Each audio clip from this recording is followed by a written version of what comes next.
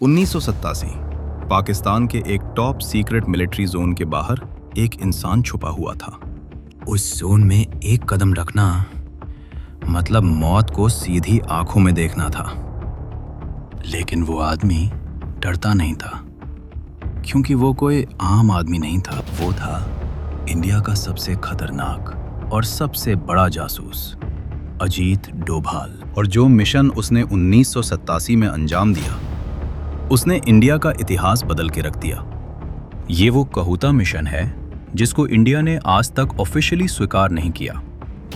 तो आज हम सुनाएंगे वो पूरी कहानी जो किसी ने नहीं बताई। ये कहानी शुरू होती है 1945 में पौड़ी गढ़वाल के एक छोटे से पहाड़ी गांव में। यहाँ एक सिंपल फौजी परिवार में एक बच्चा पैदा हुआ जिसका नाम था अजीत डोभाल। पहाड़ की मुश्किल सी जिंदगी में वो बड़े हुए और पहाड़ के जैसा ही उनका दिल भी बना, मजबूत और अटूट। पढ़ाई में वो हमेशा आगे रहते थे, लेकिन सिर्फ डिग्री लेना उनका सपना नहीं था। 1968 में अजीत डोभाल ने आईपीएस पास किया। इंडिया के एक नए आईपीएस ऑफिसर बन गए। केरल कैडर में पोस्टिंग के बाद उन्हें जल्द ही पता चल गया ये आम पुलिस की जॉब उनके लिए नहीं। उनकी बात पहुंची इंटेलिजेंस ब्यूरो तक और उन्हें आईबी में सेलेक्ट कर लिया गया। आईबी में आते ही डोभाल ने अपना पहला बड़ा काम किया। पंजाब में सिख मिलिटेंसी के बीच अंडरकवर 7 साल पंजाब में खालिस्तानीज के बीच बिना किसी कवर के वो इंफॉर्मेशन जुटाते रहे। एक मिशन जिसे नाम दिया गया ऑपरेशन काहुता। लेकिन ये मिशन क्या था, ये समझने के लिए पहले हमें जानना होगा पाकिस्तान के एक डेंजरस ड्रीम के बारे में। 1971 का इंडो पाक वार पाकिस्तान के लिए एक जख्म था जो कभी नहीं भरा। 90,000 पाकिस्तानी फौज के जवान कैद में थे। बांग्लादेश एक नया मुल्क बन चुका था। इस हारने की तकलीफ में पाकिस्तान के पीएम भुट्टो ने एक कसम खाई। उन्होंने कहा, हम घास खाएंगे लेकिन न्यूक्लियर बम जरूर बनाएंगे। और पाकिस्तान ने शुरू की अपनी न्यूक्लियर रेस। 1972 में मुल्तान में साइंटिस्ट्स का एक सीक्रेट मीटिंग हुआ। पाकिस्तान में एक आदमी भेजा नेदरलैंड्स, अब्दुल कदीर खान, जो वहां न्यूक्लियर रिसर्च लैब में काम करता था। अब्दुल कदीर खान ने न्यूक्लियर सेंट्रीफ्यूज के ब्लूप्रिंट्स चुराए और पाकिस्तान वापस आ गया। 1976 में काहुता में एक न्यूक्लियर रिसर्च फैसिलिटी बनाई गई।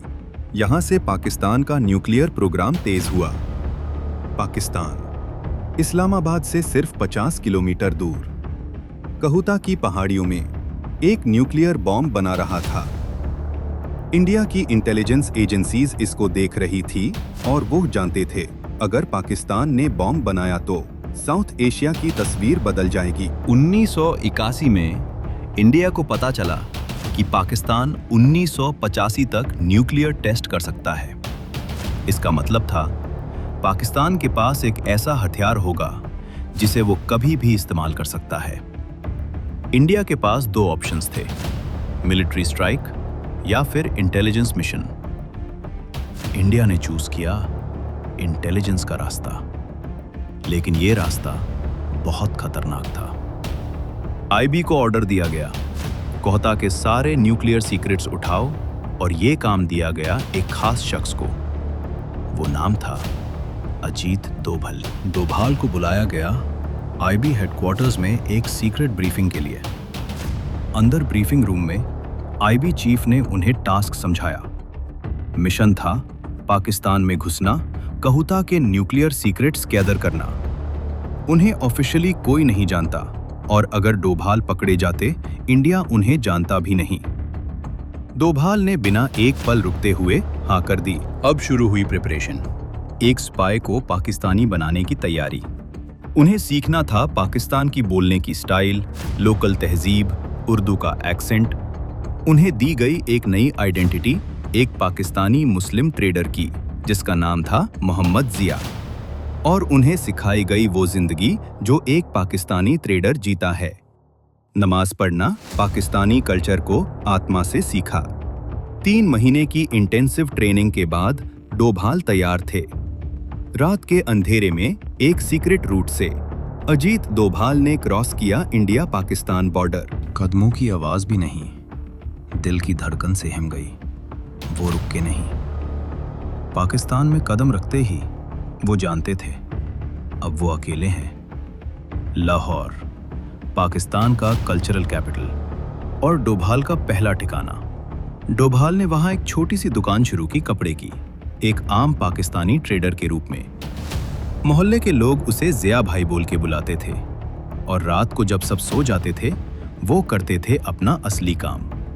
वो इंफॉर्मेशन इंडिया भेजते थे एक सीक्रेट रेडियो फ्रीक्वेंसी पर। 6 महीने बीते, डोभाल की कवर स्टोरी सॉलिड हो गई थी, लेकिन लाहौर से उन्हें शिफ्ट होना था रावलपिंडी की तरफ, काहुता के नजदीक। रावलपिंडी, जहां से काहुता सिर्फ 50 किलोमीटर दूर है। रावलपिंडी में डोभाल ने एक नया नेटवर्क बनाना शुरू किया। उन्हें पता चला काहुता फैसिलिटी के वर्कर्स रावलपिंडी में रहते हैं। उनमें से एक था रजा, एक जूनियर साइंटिस्ट जो काहुता में काम करता था। रजा एक ब्राइट साइंटिस्ट था, लेकिन फाइनेंशियली तकलीफ में था, अपनी जॉब से खुश नहीं था। डोभाल ने देखा ये उनका चांस है। उन्होंने रजा से दोस्ती की। एक आम लाहौरी ट्रेडर की तरह धीरे धीरे रजा ने डोभाल पर ट्रस्ट करना शुरू किया। एक दिन रजा ने खुद बताया, जिया भाई, हम काहुता में बहुत इंपॉर्टेंट काम कर रहे हैं। डोभाल के अंदर एक्साइटमेंट था, लेकिन बाहर वो बिल्कुल नॉर्मल रहते थे। वो एक एक पीस ऑफ इंफॉर्मेशन कलेक्ट कर रहे थे, जैसे पजल के टुकड़े, लेकिन खतरा हमेशा तैयार रहता था।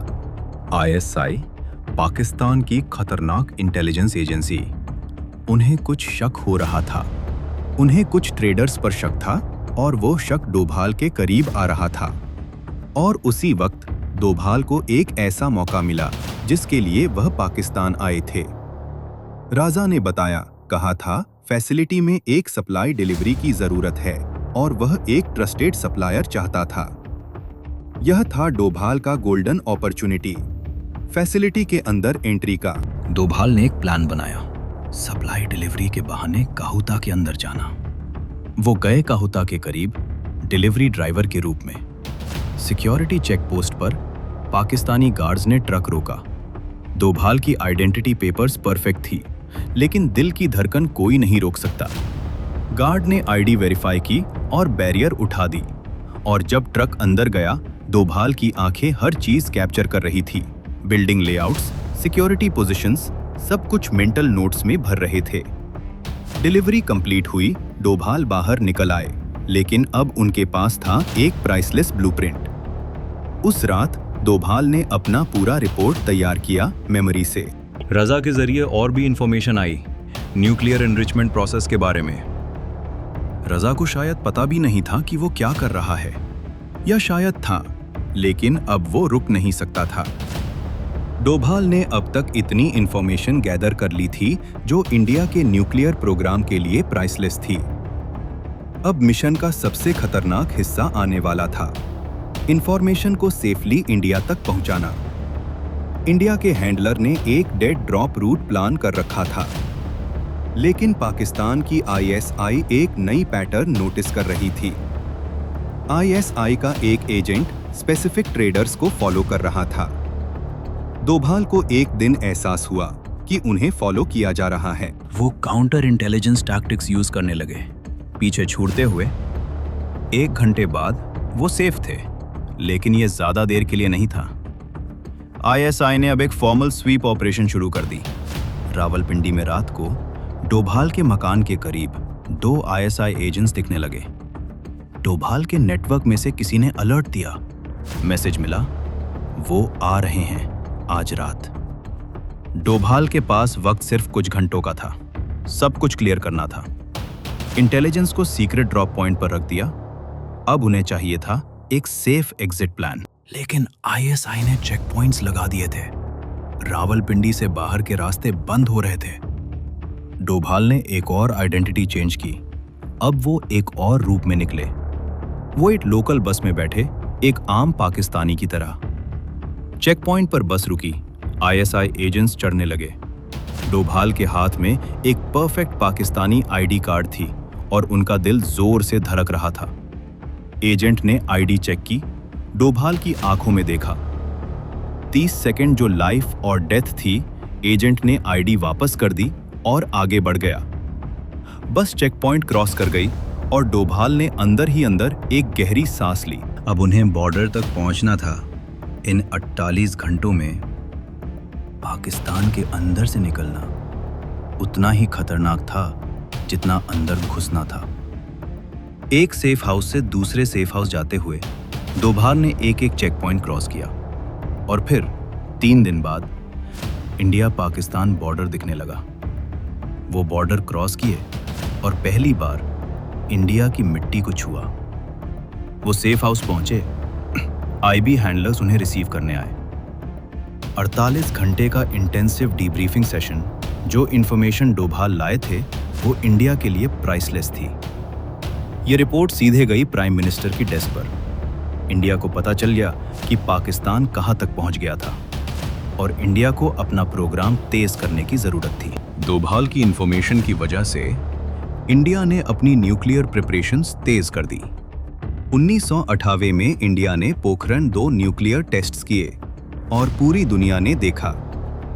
पाकिस्तान हैरान रह गया। आईएसआई को कभी नहीं पता चला कि इंटेलिजेंस लीक कैसे हुआ। और अजीत डोभाल वो वापस अपने काम में लग गए जैसे कुछ हुआ ही नहीं।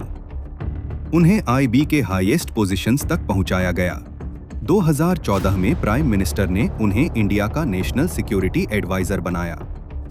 आज अजीत डोभाल इंडिया के सबसे रिस्पेक्टेड इंटेलिजेंस प्रोफेशनल्स में गिने जाते हैं। और कहूता मिशन वो आज भी क्लासिफाइड है ऑफिशियली, क्योंकि जासूस की जिंदगी ऐसी ही होती है। इतिहास उनके बिना बन नहीं सकता, लेकिन इतिहास उनका नाम नहीं लिखता। यह थी अजीत डोभाल की कहानी, कहूता मिशन की कहानी। जय हिंद। अगर आपको वीडियो अच्छी लगी तो वर्ल्ड फ्रेम्स चैनल को सब्सक्राइब करें, वीडियो को लाइक जरूर करें और कमेंट में बताएं आपको वीडियो कैसी लगी और वीडियो को अपने दोस्तों में शेयर जरूर करें।